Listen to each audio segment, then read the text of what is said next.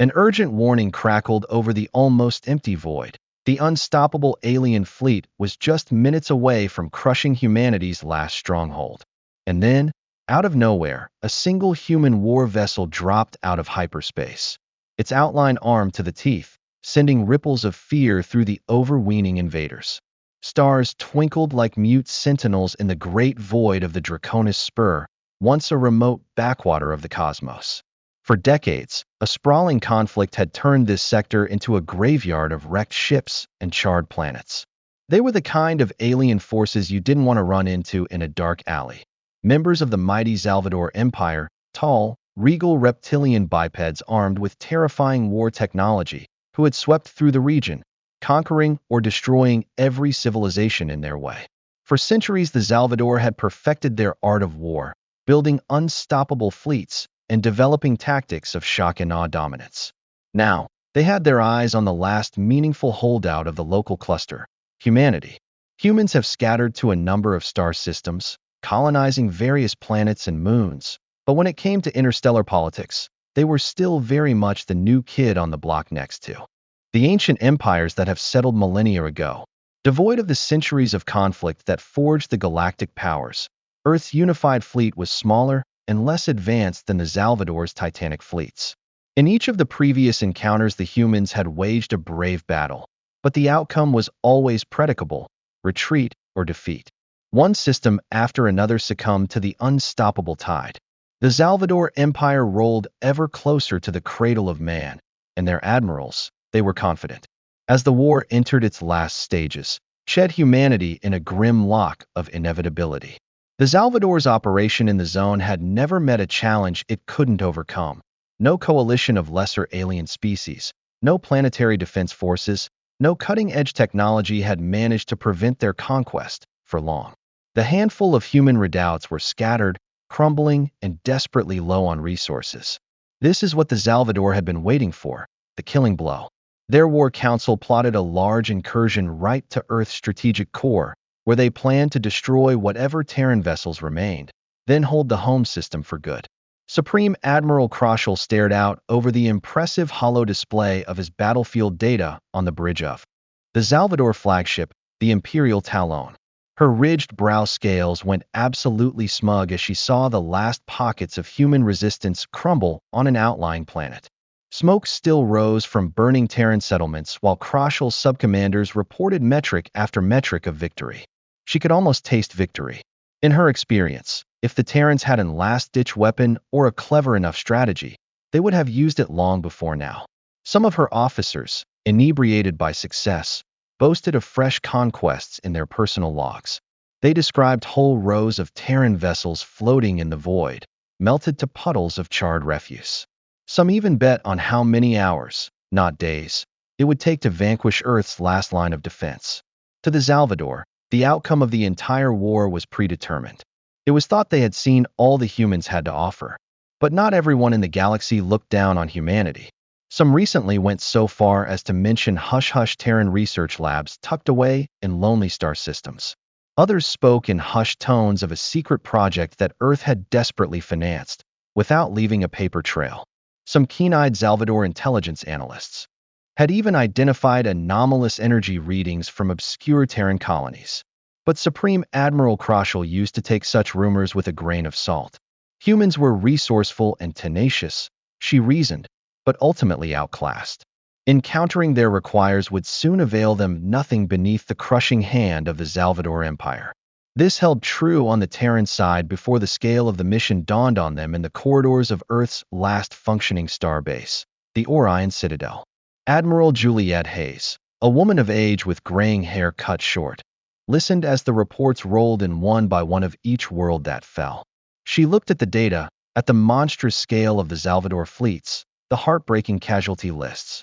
But she clung to an unshakable faith in what she called the final card. That card was the TNS Arcadia, a warship so high-tech and so classified that baseless rumor was the extent of knowledge most Terran officers had about its existence. Some said it used exotic drive technology derived from reverse-engineered alien wreckage. Others whispered of prototype weapons designed to blast apart dreadnoughts in a single volley. None could confirm. Even Admiral Hayes knew only part of the story, and that from the Black Ops labs that had overseen the project. On Earth, the War Council deliberated for months over whether to risk sending the Arcadia into direct combat. Some said it was best to keep the project under wraps until it absolutely had no choice, fearing the ship would be destroyed before it had a chance to prove itself. You need to be asking now. Others insisted. Every Terran system was crumbling like a deck of cards, and one stroke of genius might change the course of humanity. Last, with the relentlessly advancing lines of the Salvador Empire, the Terran government approved the maiden deployment of the Arcadia. The days for fire dates for the Arcadia announced officially reignited a flicker of hope within the beleaguered Terran colonies. Most thought it was meaningless myth or, at best, an experimental prototype with no chance of changing anything. Yet the name spread like wildfire across Terran networks. Arcadia. Engineers murmured that it was humanity's angel of deliverance. Soldiers at the front lines prayed it would live up to even half the rumors. Civilians, learning of impervious alien swarms laying waste to outer worlds, clung to the notion that perhaps, just perhaps, humanity had one last miracle to offer. Back on the Salvador flagship, Admiral Kroschel listened to faint conversation on intercepted Terran transmissions about some new warship. She laughed, her claws drumming the surface of the console. A single ship? That was all the humans were able to do? It might be fun to see whether it managed to scratch her dreadnought's hull before it was vaporized. Just ahead of the climactic battle, as in Salvador forces converged on an orbital shipyard that was critical to ensuring Terran defenses were compromised going forward, the first signs of for Arcadia showed up on sensors. Strangely, the ship's signature was weak, as though it had been partially cloaked. Neat, jarring inconsistencies saved by the Salvador cruisers in orbit around the station had detected rapid bursts of energy, but the readings made no sense. Some said it was a small cruiser. Others estimated it was as large as a dreadnought. A wave of confusion washed over the Salvador line. Their normally pinpoint sensor arrays failed to slot the vessel under the microscope. On the Terran station itself, human soldiers prepared for the final assaults, battered but not broken. Hundreds of thousands of civilians and vital equipment were being evacuated in the wake of a mass alien black invasion. Everyone thought the station would not hold. Humanity's high command had instructed them to last for as long as they could, to buy time. Then, at a shocking moment, the station's long-range scanners registered an incoming warp signature. The Arcadia descended from FDL flight, sleek and ominous, with a hull that glistened beneath distant starlight. Its presence lit the embers of hope anew in weary Turex officers. The Salvador cruisers, utterly certain of their imminent success, aligned their weapon platforms. Admiral Kroschel barked for them to destroy the approaching Terran warship. Then it came. The station's comm systems and every open frequency crackled to life with the clipped, steady voice of the Arcadia's commanding officer. Attention, Salvador Empire. This is Captain Evelyn Carter, TNS Arcadia. You have trespassed against Terran space. Withdraw at once, or our response will be deadly. Laughter reportedly rang out across the alien airwaves. This fearsome Terran vessel threatened them, the most formidable warship in the quadrant. But while the station's defenders and the Salvador forces alike readied for the final clash, few in either camp knew that from this moment on, the entire war, indeed, the shape of the galaxy, was about to change. Fires brightened in the vacuum of space around the orbital shipyard. Diamond-edged angular blades, the Salvador destroyers sped ahead to engage the Arcadia. Under the glow of advanced ion thrusters, one of those vessels had grounded the plates of the rest, each field an array of railguns, plasma torpedoes. The Terran station's thin defenses, dozens of vintage frigates and static batteries, could barely keep the Salvador from going to ramming speed. And now, with the arrival of this enigmatic Terran warship, the station had hoped that it could endure a while longer. And in the Salvador flagship, Admiral Kroschel scoffed at the Terran ultimatum. Have the cruiser wings circle that ship. I want it broken in a matter of minutes. No theatrics. Her subcommanders nodded, activating maneuvers that had taken countless worlds. They had every confidence that the Terran vessel would be crushed beneath a simple pincer movement. Captain Evelyn Carter examined the tactical overlays on the Arcadia. The alien ships had formed a nearly perfect crescent around them, an impenetrable net of lethal energy. Each cruiser bristled with massive weaponry capable of demolishing lesser craft. Carter's XO, Commander Fuentes, seemed tense. They're locking on, Captain, for heavy cruisers and screening destroyers. They are probing for gaps in our shields. Carter allowed herself a moment to take in the scale of the threat. The Arcadia was 10 to 1 outnumbered, at least. She took a steadying breath. Calm. Broadcast our last warning. If they keep closing, we get involved. The Salvador did keep going, though, and ignored her message. Torpedoes darted through the vacuum, leaving behind twisting contrails of luminescent plasma. Then the cruisers began firing volley after volley of kinetic shells, each intended to batter shields down through the application of sheer brute force. The forward deflectors of the Arcadia took the brunt of the opening stale. But rather than crumbling under the assault, the ship's outer surface lit up with an unusual ripple. The sophisticated shield grids intercepted the incoming barrage with extreme efficiency, scattering the energy over several stacks. Back on the Salvador's side, confusion reigned, new race saturating a target with mass torpedoes and railgun slugs typically made even the most advanced defender have to break formation or collapse. But the Terran warship remained motionless, shields braced. Admiral Kroschel scowled at the readings. Increase power. Our second wave has to crush them. Her subcommanders reported orders to escalate. Torpedoes, heavier rail shots.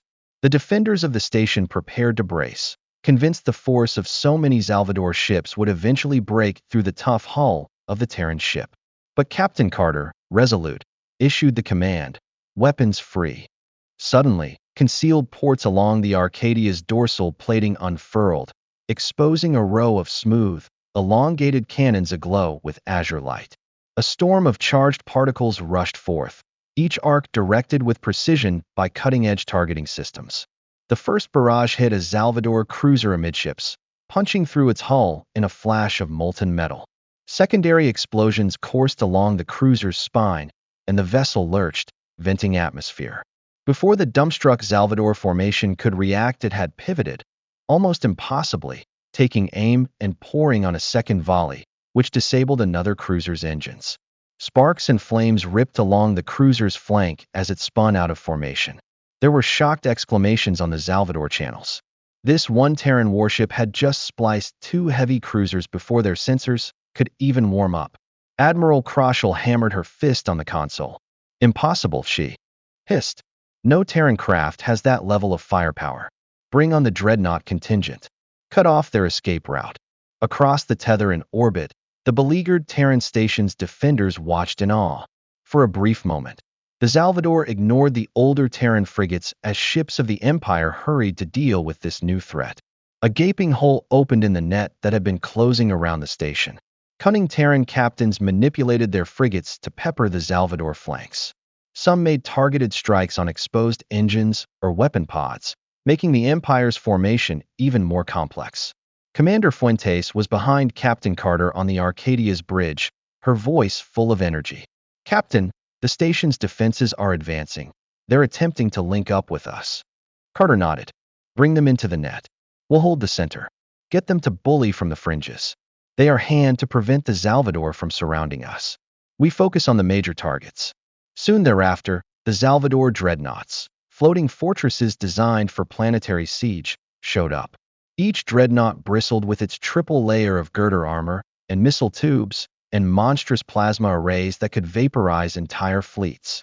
Even if the Arcadia possessed more advanced energy weapons, Admiral Kroschel was sure it held no chance against the combined strength of a dozen dreadnoughts. So began a savage back-and-forth volley that turned the orbital patchwork into a field of luminous glows. The dreadnoughts came on in a wedge, sending volley after volley of missiles. The Arcadia's shields flared as the strength of the attack forced it to channel more and more energy into defense. Lights flickered and alarms sounded on the bridge. The crew members worked frantically to keep shield harmonics. Captain Carter held herself against the command console. Reactor to 70% overdrive. Continuity. Distribute the load to all shield generators. Don't allow them to find a resonant frequency. They pounded against the deck again and again. In the Arcadia, systems threatened to spike into the red. Another strong volley of dreadnought fire hammered the forward deflectors, cracking them to the point where fragments of plasma licked against the hull's outer plating. The human warship held, but the Salvador left no doubt that they were no amateurs. They poured their fire at the Arcadia with increasing intensity, seeking to smother it through sheer attrition. But the Terran ship's technology, the end result of secretive research and exhaustive testing, was no paper tiger. Every time the dreadnoughts readjusted their firing solutions, the Arcadia blipped in and out of specialized drive space, popping up a couple kilometers to the left or right or up or down or away. This unpredictable dynamic upended the Salvador's calculations. Salvos of hyper-accelerated projectiles from the Terran tank's main cannon answered. One dreadnought was punched open along its flank by a series of strikes, with each projectile carrying a specialized warhead designed to destabilize the target's shields from within. Admiral Kroschel grappled with rising fury. Across the hull of projections, she saw the pride of the fleet, the indomitable dreadnought of her empire, pouring jaws full of molten sovereign metal into the endless void. The invincible Salvador line was being picked apart by even the most humble Terran warship. All fighters and corvettes, focus on flanking that ship, she snarled. Close the distance, disrupt their movements. A litter of smaller craft swarmed over, Salvador fighter wings spitting salvos of kinetic shells while corvettes fired boarding torpedoes at Arcadia's middecks. The Terran warship replied with a salve of point defense turrets, lancing streaks of hot plasma, cleaving whole squadrons through. It lit up the darkness like supernova firecrackers. Those few heavy boarding torpedoes that punched through the shield perimeter soon found themselves pinned helplessly against the hull, unable to enter due to the layers of advanced composite plating. Frigates battered and bruised from the battle over the Terran station flew out to support the Arcadia, diverting some of the smaller Salvador vessels in the process. The station's ships were hopelessly outclassed, but the Arcadia had forced the Empire's armada into a break from its perfect formation, and thus they might have a chance. The previously unstoppable tide began to crack. As the battle wore on, dreadnought after dreadnought suffered crippling damages. The strategic genius of the Salvador, who fought on the back foot with relentless pressure, was picked apart by the rapid, precise blows of the Arcadia. The Terran crew used every edge, microjumps that made their trajectory unpredictable, advanced missile defense systems, specialized warheads, and clever feints that drew alien vessels out of position. Admiral Kroschel's sub-commanders frantically sent reports of his loss. Defensive lines were crumbling, vital capital ships drifting wrecks, entire squadrons of fighters gone. Panic spread through the ranks. Never before in this war had the Salvador faced such a shock. They had encountered Terran fleets that retreated, faltered, or shattered at prolonged pressure. Not this. A single warship, fighting like a demon incarnate, sustained by a technology they did not and could not understand, commanded by officers who wouldn't accept defeat as inevitable. And yet the Arcadia was not invincible. Its shields were dangerously overtaxed. The internal power conduits glowed bright white under the excessive amperage. Crew injuries mounted, while occasional enemy blasts got past flickering shields. Captain Carter's nerves were made of steel, but her eyes betrayed the strain. She ordered the power down from secondary systems and non-critical compartments to ensure that weapons and shields remained operational. The ship shuddered from the constant battering. Just then, the flagship of the Salvador, the Imperial Talon, loomed into firing range. Bigger and more heavily armed than the average dreadnought, it was a harbinger of Salvador rule, bearing its fangs in the form of next-generation weaponry. On her hollow display, Admiral Kroschel glared at the Arcadia, vowing she herself would put an end to this. All batteries to target, the Terran warship, she roared. Full volley. We crush them here and now. Massive railgun turrets angled accordingly. The Imperial Talon vibrate with the hum of charging plasma cannons. Crew aboard the flagship ran through its rehearsed firing sequences. They opened up with a broadside that dwarfed anything the smaller dreadnoughts had ever thrown, a veritable storm of unstoppable destruction. In seconds, the lethal wave advanced on the Arcadia. Captain Carter was aware of the threat immediately. The sensors painted a horrific picture.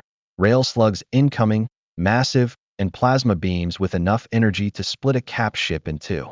She had no delusions that she'd hold up against the full force with her shields, already weakened this much. "Helm, microjump now," she yelled.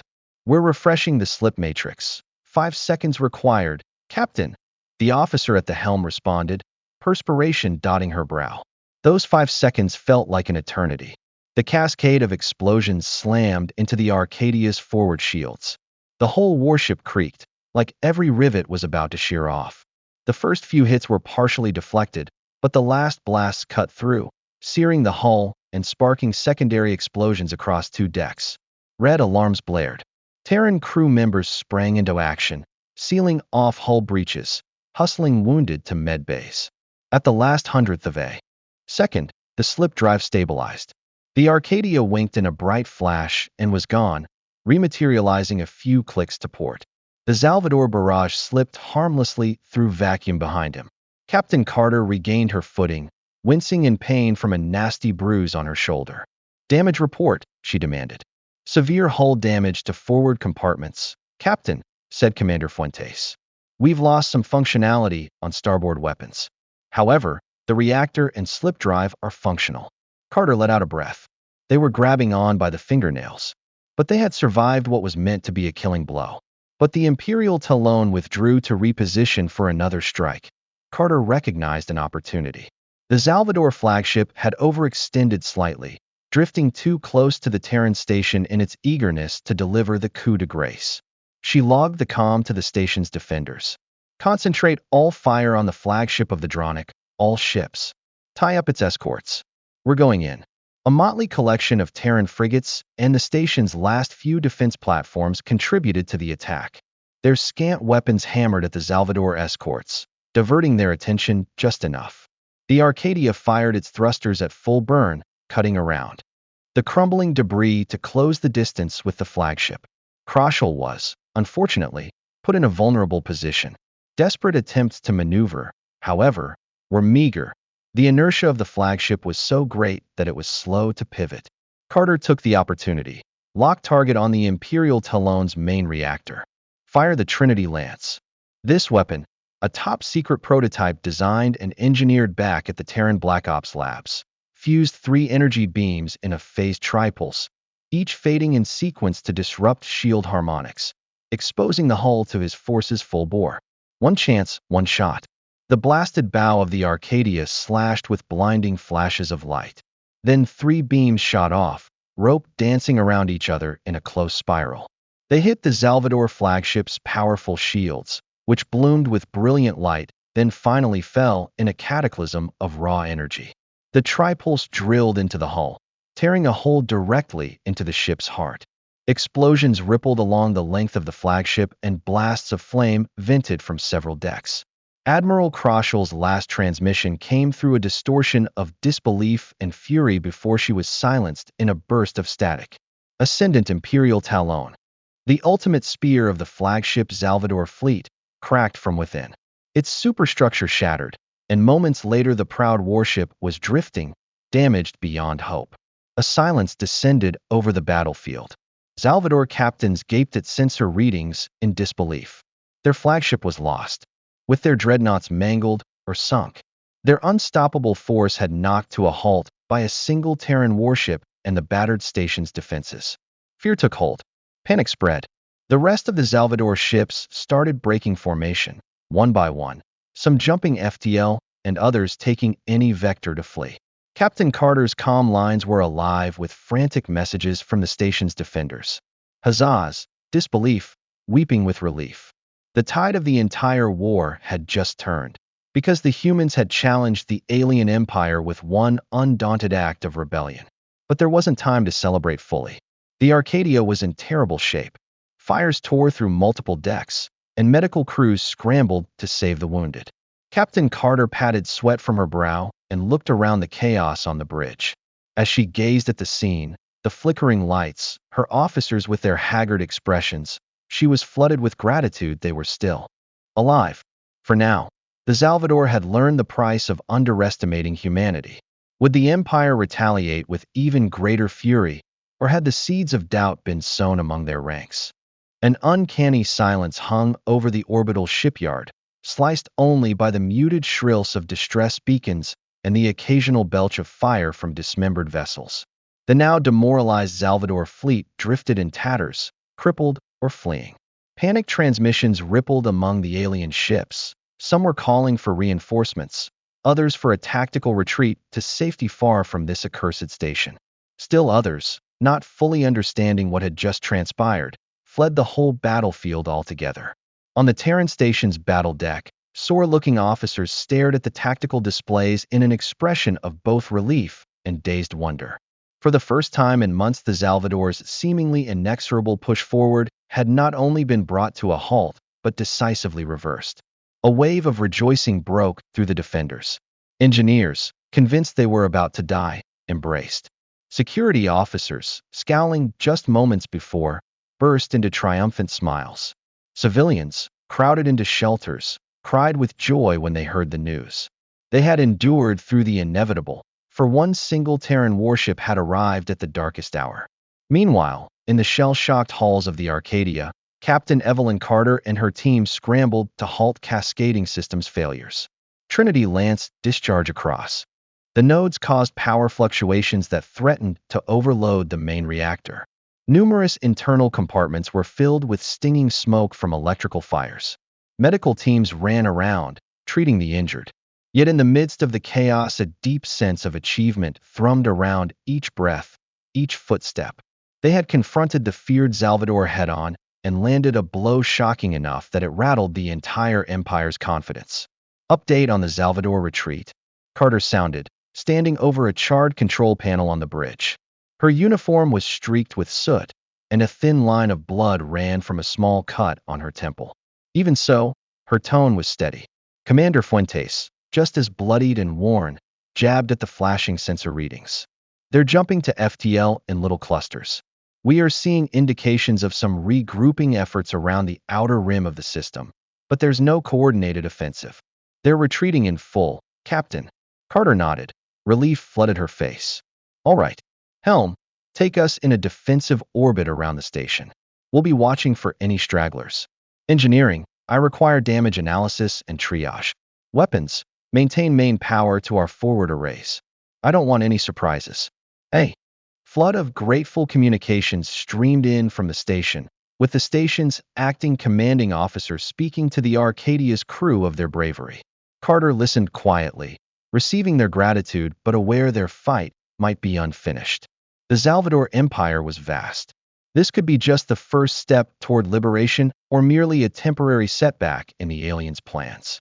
But for the time being, at least in this system, humanity had the initiative.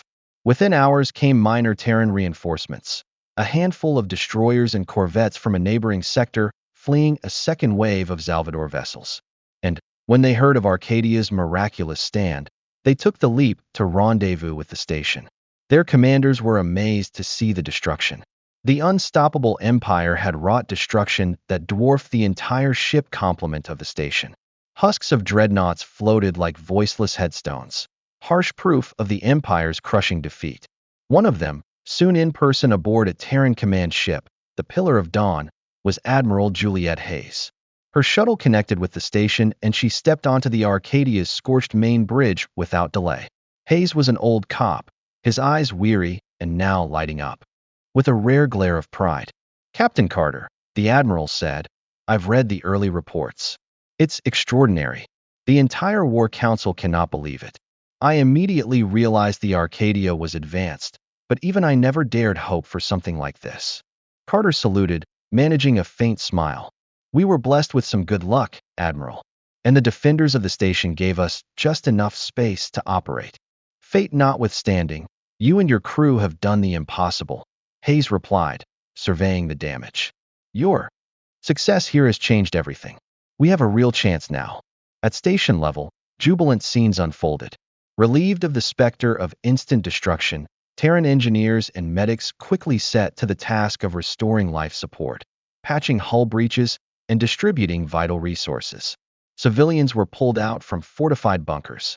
Many stared out at the Score starfield where the wreckage of the overkill Salvador Armada still twinkled. A surge of renewed belief in the Terran cause washed over them. If one ship could do that, perhaps mankind could be saved after all. Battered, the Arcadia required no break. Reports of Salvador outposts still covering vast expanses of territory compelled the Terrans to exploit the opening. Under the direction of Admiral Hayes, the plan took form. Smaller Terran fleets and local resistance cells would coordinate with the Arcadia to carve out strategic star systems. The hope was to exploit the Empire's confusion and terror. Its unstoppable flagship had just seen its destruction, its dreadnoughts wrecked. The psychological toll of that loss was hard to overstate. Not every Salvador fighter was in disarray, though. Part of the Empire's Second Fleet, commanded by the ruthless Admiral Shonrak, was still on patrol at the outskirts of Terran space. Shonrak's subordinates had been sending him rapid, contradictory reports from the field. Some claimed the Terran station had been reinforced with several dreadnoughts from a different galaxy. Others said that the humans had tapped illegal cosmic energies. And some others muttered that the Terrans had unleashed some sort of doomsday weapon, horrible enough to tear planets apart. Shonrak, now wary but technically still skeptical, commanded his fleet to hold formation. While he sneered at this idea and how a single ship could have done so much damage, the reality was very clear. Admiral Kroschel and her invulnerable fleet had not been spoken of since. Recon reports confirmed the devastation at Mir Station. As each new bit of intel rolled through, it only deepened the sense of dread creeping into Salvador lines. Flush with the success of the recent battle, Admiral Hayes decided to immediately strike one of the Empire's most forward bases in the sector, then to use the Arcadia as the tip of that spear. Captain Carter, with the station's freshly repaired frigates, conducted a surprise assault. Even garrisons aboard the Salvador, who had expected a cakewalk, were no match for the same unstoppable tactics that had reduced the flagship to Jupiter's ash. The base collapsed within hours, further splintering the Empire's control. News spree shrubs itself quickly over subspace channels. The humans cowering before the invincible Imperial fleet of the Empire now were on the march.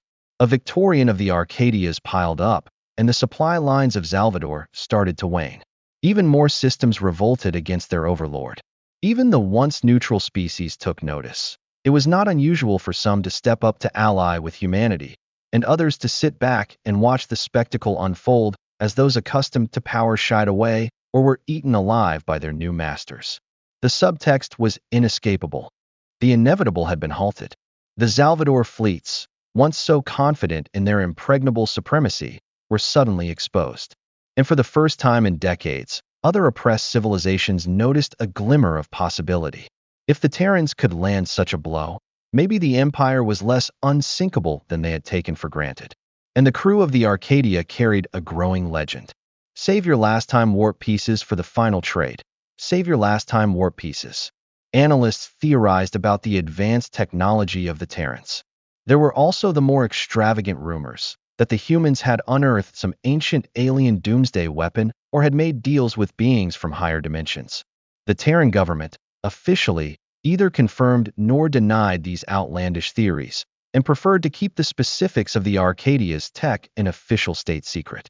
But Captain Carter, alone in the solitude of her quarters, found herself often reflecting on a simpler secret: the ingenuity of man, and the willingness to stake everything against improbable odds. Ruthlessly, the invincible legend of the Salvador Empire started to crack from the internal.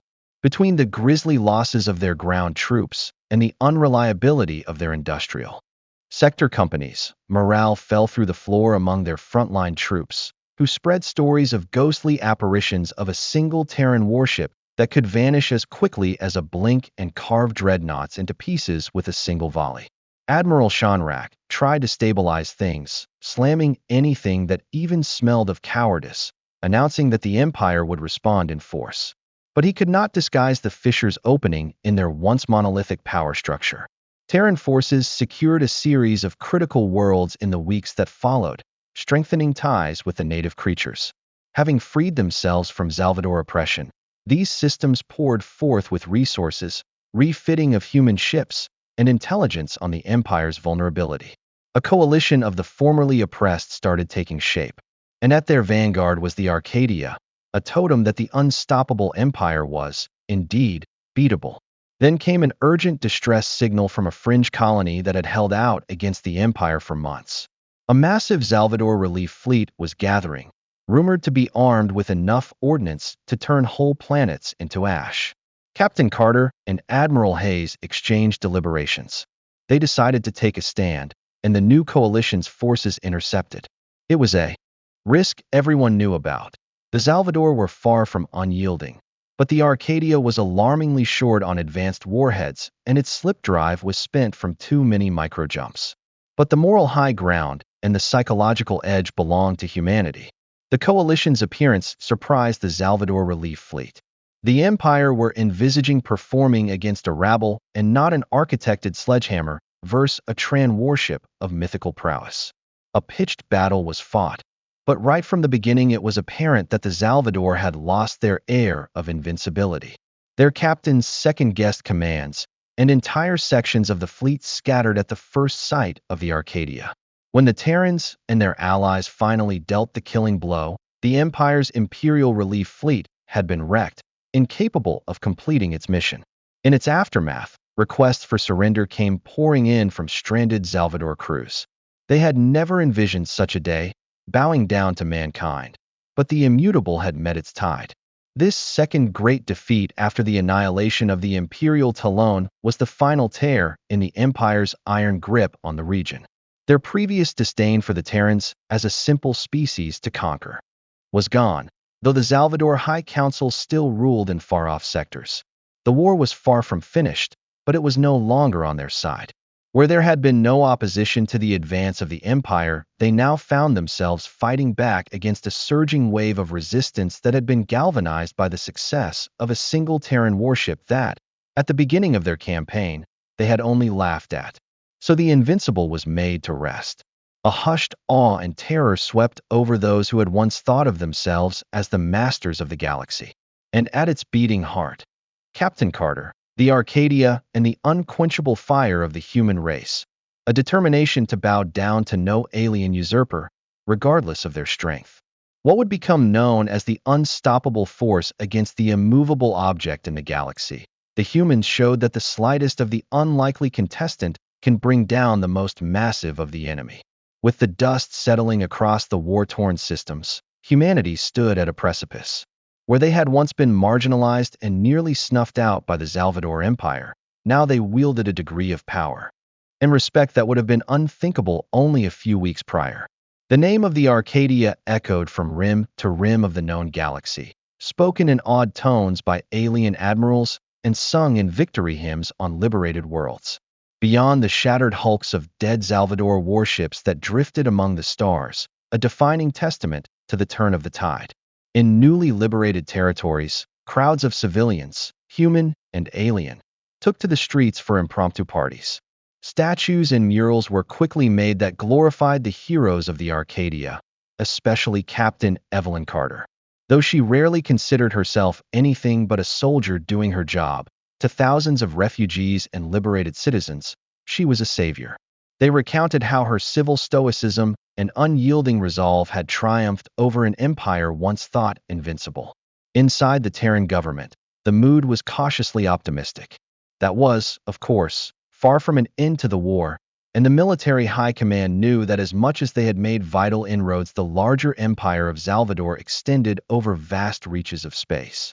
Perhaps the empire would heal, forming alliances or seeking weapons from ages past. But humans had proven that the gritty determination aspect of life meant that in the face of the behemoth power, Earth and her colonies would never be brushed aside. For the Arcadia's crew, life turned into a frenzy of repairs and ceremonies. Admiral Hayes made sure that they all received the highest honors for valor, awarding medals to officers as well as enlisted personnel. But behind the celebrations was the painful reality of many casualties and the knowledge that the war could continue to burn in other parts of the galaxy. In intimate, private ceremonies, the veterans of those harrowing fights commemorated their dead comrades and prepared for the next embattled event waiting ahead. Far away in the core Salvador systems, fear blended with rage. The surviving admirals begged her for a hearing, called for a grand mobilization to recover the lost sector and punish the Terrans. But the Empress, said to be as wily as she was cruel, hesitated. She had seen the invincible power of her empire shatter against the guns of a single human warship.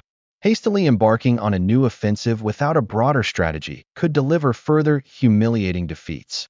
That unstoppable image of the Empire was already cracked. More disastrous events could threaten to shatter it entirely. And so a strange lull descended on the contested areas. Clashes continued at smaller scales, but mass invasions came to an end, if only for now. In this time of respite, humanity fortified the newly liberated worlds and made alliances with alien species that the Salvador had oppressed. Bit by bit, a coalition formed between them, based on mutual defense and a common ideology, to not bend to tyrants. In the flurry of every idea, at the core of every struggle, the image of the Arcadia kept appearing, representing courage, combat, and the indomitable spirit of a people that refused to give in to the powers of the world. Captain Carter, weary but resolute, understood the path ahead was still fraught with danger. The Salvador Empire was hurt, but not slain. When the next confrontation came, and it would, humanity had to be prepared. But this time they meant more than a desperate wish to survive a war. They had evidence that triumph was achievable, that even the strongest foe could be turned back. And in that truth held the kernel of an eventuality where humanity was no longer the galaxy's undercooked underdog. Every star system that witnessed the smoking remnants of the Empire's once great dreadnoughts now grasped a single, resounding fact. Alien forces had been winning, sweeping the cosmos unchallenged, until they encountered a human warship. The firmament of the unstoppable tide had bloody met a force it couldn't conquer, and that dynasty had a name. Arcadia. This moment would forever define humanity's chapter in galactic history. Earth would no longer be easy prey or an afterthought. No matter how much the cosmic tapestry of threats or alliances were to change, no one in the galaxy would ever underestimate the spirit and ingenuity of mankind again. Cocking a pained smile at the alt vision of his maiden voyage, Captain Carter and company found their way to legend. One more living testament to the power of hope, resilience, and the will to fight on against any foe, no matter how unstoppable they once seemed.